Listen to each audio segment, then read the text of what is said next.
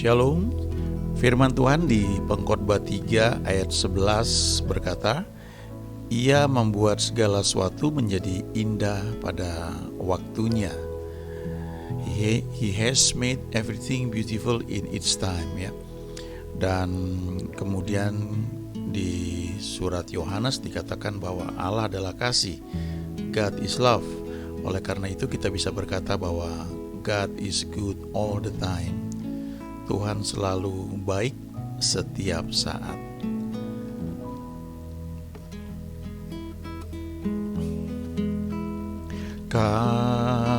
Kasih pasti lemah lembut, kasih pasti memaafkan, kasih pasti murah hati, kasih-Mu Tuhan. Ajarilah kami ini saling mengasihi, ajarilah kami ini saling mengampuni, ajarilah kami ini kasih-Mu ya Tuhan, kasih-Mu kudus tiada batasnya. Ajarilah kami ini saling mengasihi, ajarilah kami ini saling mengampuni, ajarilah kami ini kasih-Mu ya Tuhan, kasih-Mu kudus tiada batasnya.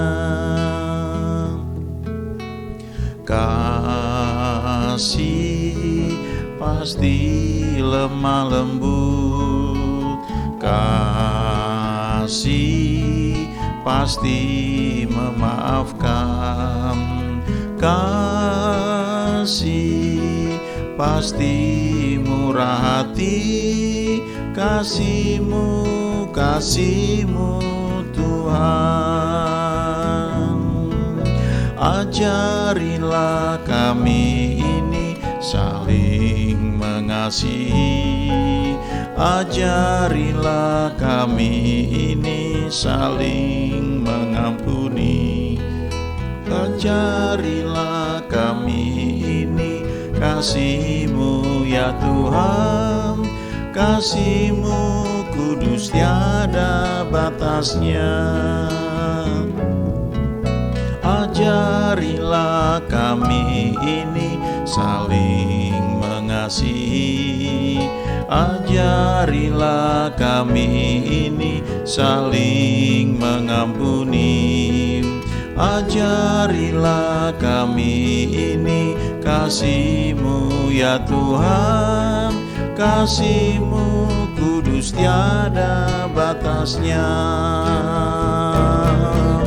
Ajarilah kami ini saling mengasihi, ajarilah kami ini saling mengampuni, ajarilah kami ini kasih-Mu ya Tuhan, kasih-Mu kudus tiada batasnya.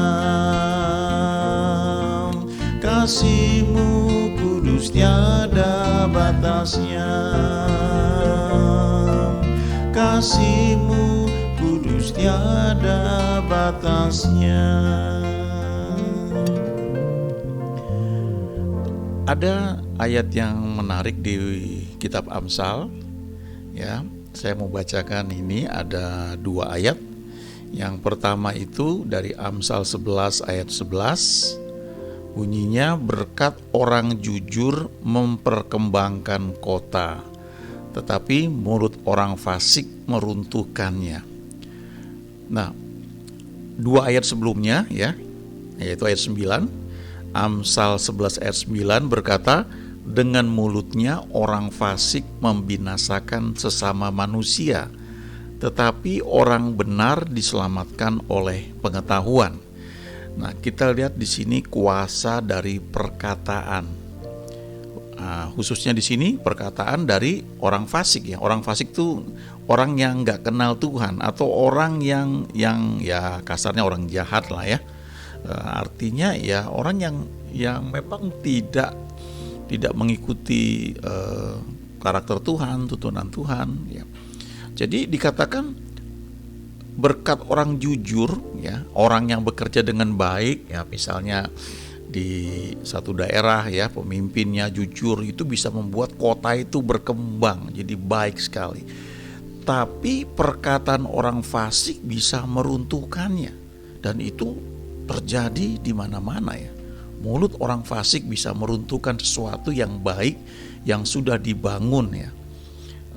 Apalagi zaman sekarang ya, dengan medsos, baru-baru ini baru kita lihat di berita di televisi, ada orang-orang yang pekerjaannya itu adalah membuat berita-berita yang negatif ya, dan dengan berita yang negatif itu mereka bisa ditayangkan di YouTube, banyak yang melihat, sehingga dalam waktu yang relatif singkat mereka bisa memperoleh penghasilan yang sangat banyak sekali.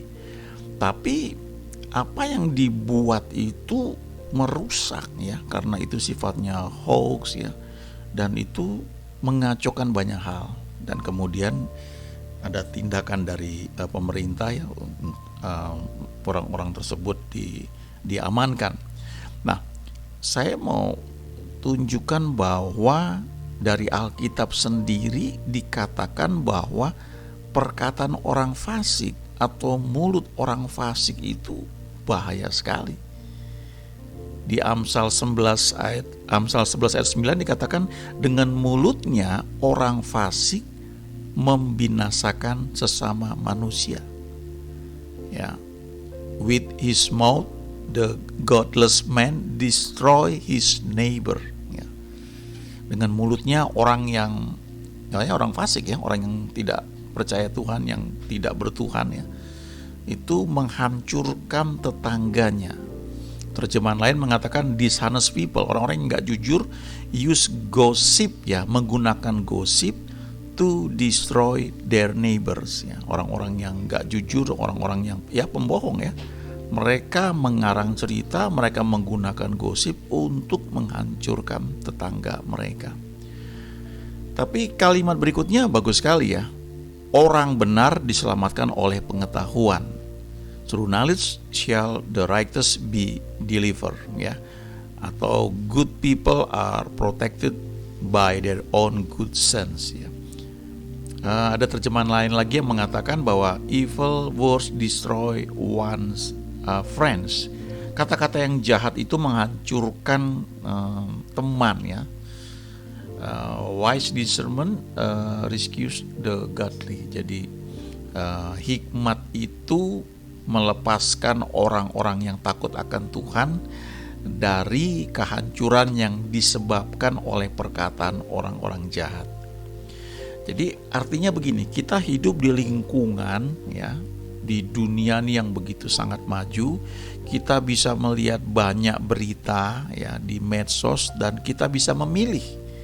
Ya, kadang-kadang kalau beberapa tahun yang lalu ada namanya koran-koran koran merah kalau nggak salah ya. Itu sangat laris ya. Karena bukan karena sesuatu yang baik, tapi banyak berita negatifnya. Emang aneh juga ya. Sekian tahun yang lalu ada beberapa koran yang sangat bagus ya, dan itu oplahnya nasional ya. Tapi saya pernah dengar bahwa koran yang bagus ini, yang terkenal sangat baik ya, dalam jumlah penjualannya itu kalah dengan koran lokal yang cetakannya nggak bagus ya, gambarnya juga ya, kertasnya jelek lah, nggak bagus ya, tapi judulnya selalu bombastis ya, sesuatu yang negatif, tapi orang suka mendengar itu ya. Misalnya ada cerita nenek-nenek kecelakaan, ketabrak, lalu ada gambarnya, itu laris luar biasa. Kadang-kadang kalau kita nggak hati-hati, kita juga suka hal yang seperti itu. Ada kecelakaan di jalan tol ya, lalu ada fotonya dan itu tersebar dengan cepat sekali. Padahal setiap berita negatif itu dampaknya buat kita nggak bagus ya, nggak baik. Itu seperti mulut orang fasik ya. Walaupun kadang-kadang itu fakta, itu sesuatu yang benar. Yang lebih parah lagi adalah ketika sesuatu dikarang ya, dibuat cerita, ada satu gambar misalnya, dibuat satu narasi yang tidak benar ya, dan itu disebarkan dengan cepat, orang tertarik ya. Nah, kita nggak bisa kendalikan orang lain ya, tapi kita sendiri bisa jaga hidup kita. Yang pertama, kita perlu ingat bahwa perkataan kita ini bisa merusak orang lain. Kalau kita nggak hati-hati, walaupun kita mungkin disebut sebagai orang yang kenal Tuhan, tapi perkataan kita ini bisa mendiscourage ya, atau membuat kecewa, membuat orang lain tuh patah semangat ya. Sekian tahun yang lalu, waktu saya masih SMP ya, SMA, saya tinggal di lingkungan yang teman-teman tuh paling suka mengejek satu dengan yang lain ya. Dan sama sekali jarang sekali ya kita memuji orang lain ya, memberikan encouragement ya, kata-kata yang memberi semangat itu jarang sekali. Yang sering adalah kita saling ngejek ya, saling menjatuhkan satu dengan yang lain, dan itu dianggap suatu lelucon ya, itu bahasa pergaulan. Tapi belakangan baru saya sadar ternyata itu nggak bagus ya, itu nggak membentuk kita menjadi pribadi yang menjadi lebih baik. Tanpa sadar itu kita menggunakan mulut orang fasik, dan itu bisa membinasakan ya, menjatuhkan mental orang lain ya. Nah, jadi kita nggak bisa kontrol kalau orang lain berbuat seperti itu. Mungkin kalau itu teman kita, orang yang kita kenal, atau anggota keluarga kita bisa nasihati, kita bisa arahkan ya. Tapi orang-orang lain yang di luar kendali kita, ketika mereka menggunakan mulutnya untuk menyampaikan hal-hal yang tidak baik, itu kita nggak bisa kontrol, tapi kita bisa mengambil sikap terhadap apapun yang mereka katakan ya. Yang pertama ya, kita nggak perlu dengar ya, nggak perlu lihat. Kalau kita dalam satu grup ya, misalnya grup WhatsApp, dan itu bicaranya negatif terus ya, sama sekali nggak ada yang membangun, itu pilihan ada pada kita. Kita mau baca terus ya, dan itu sedikit banyak mempengaruhi emosi kita, atau kita skip ya, nggak pernah kita baca, atau yang lebih ini lagi ya, kita nggak perlu ada di situ ya. Beberapa waktu yang lalu saya baca beberapa kutipan dan merenungkan ya, bahwa memang ada teman-teman ya yang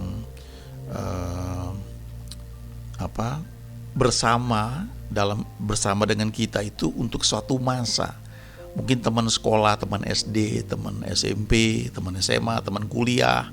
Lalu setelah lulus kita berpisah ya. Jadi they are friends for a season. Ada teman-teman yang cuma untuk satu masa tertentu saja. Lalu they are friends for some reason or for a reason. Ada teman-teman yang kita berteman dengan mereka itu karena beberapa alasan ya. Ya, menjaga hubungan baik ya. Karena itu misalnya anggota keluarga kita ya, jadi kita berteman, kita menjaga hubungan. Tapi ada true friends, teman-teman sejati for a lifetime, yang sepanjang hidup kita itu kita tetap berhubungan baik, karena memang kita ya, mereka membangun kita juga membangun mereka, dan itu sifatnya pilihan ya, pilihan, karena kita ini hidup ini mempengaruhi dan dipengaruhi. Kita harus jaga baik ya, kita bersikap baik ke semua orang, tapi tentunya kita perlu jaga jangan sampai pengaruh-pengaruh yang negatif itu mempengaruhi kita ya, atau merusak kita. Nah, kemudian dikatakan di Amsal 11 ayat 9 ini, orang benar diselamatkan oleh pengetahuan. Artinya kalau kita berada dalam situasi di mana banyak berita-berita negatif ya, kita perlu belajar bagaimana untuk menghandlenya, menanganinya ya. Karena kalau nggak hati-hati itu bisa masuk ke dalam hati kita, menjadi satu benih yang menumbuhkan atau membuat ya seperti pohon yang nanti akan tumbuh yang hasilnya nggak baik ya. Ya, saya pernah baca satu cerita ya. Ada seorang gadis ya, anak kecil ya. Nah, dia bertumbuh jadi seorang gadis ya. Dan dia suka sekali untuk nari balet ya. Dan dia bermimpi mau menjadi seorang penari balet yang terkenal. Dan satu ketika dia sudah mulai agak remaja ya, di kota dia itu datang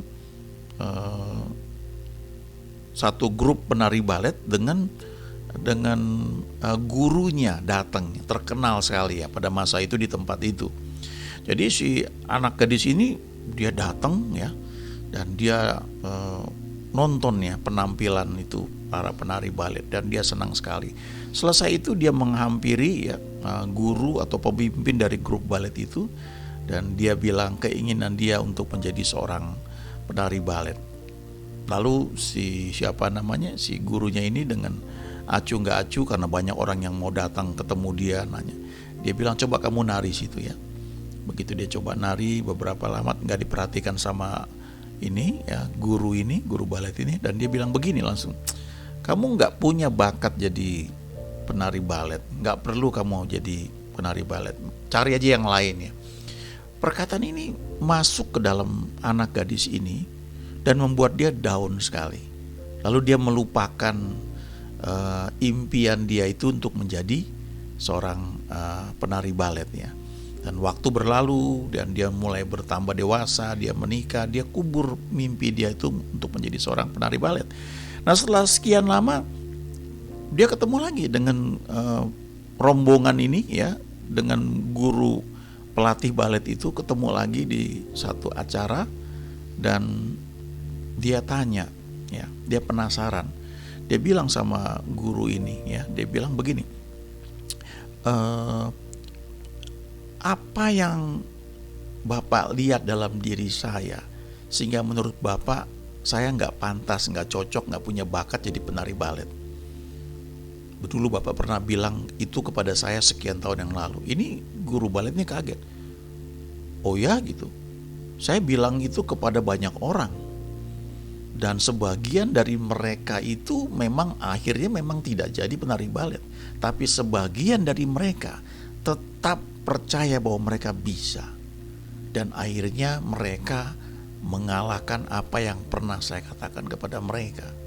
Wah, kaget sekali wanita ini. Jadi ternyata dia membiarkan dirinya dihancurkan impian dia itu lewat perkataan guru balet yang dia baru ketemu beberapa tahun yang lalu ya. Nah, sebaliknya ada satu cerita, ini kisah nyata juga ya, di satu buku ya, Chicken Soup for the Soul ya, bagus sekali ya. Ceritanya begini, ada seorang anak yang dia itu bapaknya pelatih kuda ya, jadi bukan orang yang berada. Mereka hidup berpindah-pindah karena bapaknya mungkin dapat tugas untuk melatih kuda-kuda di satu daerah ya, kemudian pindah ke tempat lain lagi. Lalu dalam pelajaran di sekolah, anak ini diberi tugas sama gurunya, setiap murid yang ada waktu itu, suruh membuat karangan. Kira-kira nanti kamu sudah besar mau jadi apa gitu. Lalu karena anak ini dibesarkan di lingkungan di mana bapaknya pelatih kuda, dia membayangkan bahwa dia juga enjoy ya, dia menikmati. Dia bayangkan bahwa dia nanti akan punya rumah yang besar sekali di atas tanah seluas kalau nggak salah 1 hektar atau 2 hektar begitu. Lalu dia gambarkan rumahnya itu gede, cukup luas, dengan dia bayangkan dengan detail sekali ya, ada beberapa kamar, kemudian ada kandang buat kuda yang dilatih ya, dan sangat detail. Nah, kemudian setelah dikumpulkan karangan itu ya, lalu diperiksa sama gurunya, kemudian ketika dikembalikan dikasih nilai F, fail ya, gagal. Lalu ada note, ada catatan dibilang begini, nanti setelah kelas ya ketemu saya. Lalu begitu ketemu dengan gurunya ini, si anak ini diberitahu sama gurunya, karangan kamu ini terlalu terlalu nggak masuk akal ya. Kamu mau punya tanah seluas 1 hektar, 2 hektar, kamu punya peternakan kuda, kamu punya kandang-kandang kuda, lalu rumah kamu gede ya, mungkin bisa berapa ratus meter, 700 meter barangkali. Kamu punya kamar tidur banyak, kamu punya ruang tamu dan sebagainya. Ini terlalu mewah ya. Ini nggak masuk akal. Ayahmu cuma pelatih kuda. Terus gurunya bilang begini, kalau kamu mau rubah karangan kamu ini menjadi lebih masuk akal, saya akan pertimbangkan kamu untuk bisa lulus ya, apa enggak. Lalu anak ini pulang dan dia cerita sama bapaknya. Terus bapaknya bilang, ya kamu pikir sendiri, kamu mau yang seperti apa. Lalu besoknya anak ini kembalikan karangan itu tanpa merubahnya. Dan dia bilang begini, Bapak boleh pertahankan nilai F Bapak buat saya, tapi saya tidak akan melepaskan mimpi saya untuk apa yang saya buat ini. Nah, singkat cerita ya, ternyata anak ini memang jadi seperti yang dia rancangkan. Memang gak semalam prosesnya, butuh waktu. Tapi dia tinggal di rumah yang besar sekali dengan tanah yang luas ya, 1 hektar atau 2 hektar, dan ada dia punya peternakan kuda di situ, dia punya kandang-kandang kuda, dan dia punya semua hal yang dia rancangkan waktu dia membuat karangan itu. Dan karangan itu dia bingkai ya, dia pasang di ruang tengah.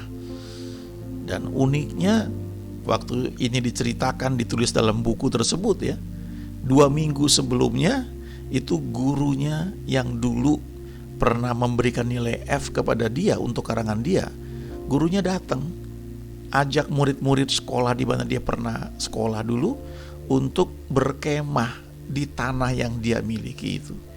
Dan gurunya bilang begini, terima kasih kamu kamu tetap mempertahankan impian kamu sehingga sekarang saya bisa jadi saksi mata bahwa apa yang kamu tulis itu jadi. Saya tanpa sadar perkataan saya banyak menghancurkan impian anak-anak didik saya ya. Jadi kadang-kadang kita nggak sadar ya, perkataan orang fasik itu bisa mempengaruhi kita ya. Saya kenal satu orang ya, dia bilang begini, dia cerita sama saya ya, waktu dia sekolah ya, kemudian guru bahasa Inggrisnya ketika anak ini ngomong ya, guru bahasa Inggrisnya ngejek ya, lalu anak ini langsung merasa tersinggung, dan sejak itu dia nggak suka bahasa Inggris dan pelajaran bahasa Inggrisnya nggak pernah bagus. Tapi kemudian ketika dia sudah dewasa ya, dia sudah dewasa lah ya, lalu dia pergi ke Israel ya dengan teman-temannya.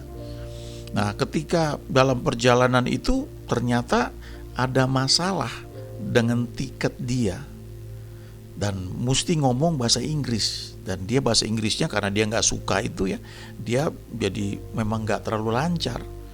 Lalu dia minta tolong sama temennya yang jago bahasa Inggris, tapi temennya mengabaikan dia. Lalu ada temannya lagi yang lain yang menolong dia, tapi sejak saat itu dia berpikir, saya harus pinter bahasa Inggris. Jadi kemudian merubah dia, dan hari ini dia jago sekali bahasa Inggrisnya.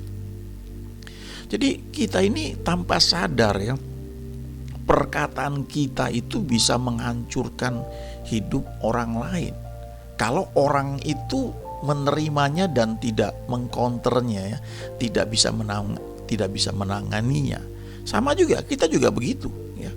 Perkataan orang lain itu bisa merusak kita. Ya, Kalau kita biarkan masuk dalam hati kita, terus kita ingat-ingat semua perkataan yang jelek itu, kita yang rugi sendiri ya. Saya ingat ada teman ya, ketika dalam satu urusan ya, dia terima WA dari orang lain dan itu sangat tidak membangun ya, menjelekkan dia, dan dia cerita, "Wah Pak, saya cuma baca sedikit dan saya hapus terus ya. Saya nggak mau pikiran saya dikotori oleh hal-hal seperti itu ya." Jadi perkataan itu ternyata powerful sekali ya.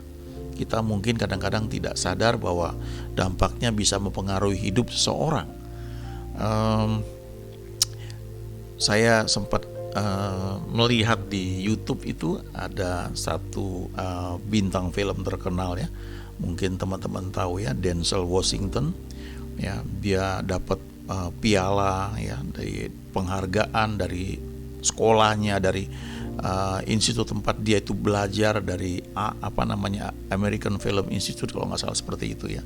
Dan lalu banyak orang memberikan kata sambutan, tapi yang menarik adalah ada satu temannya yang membacakan satu rekomendasi dari dosen ketika dia kuliah, dan dosen ini menyampaikan kata-kata yang sangat memberikan semangat ya buat Denzel Washington itu ya.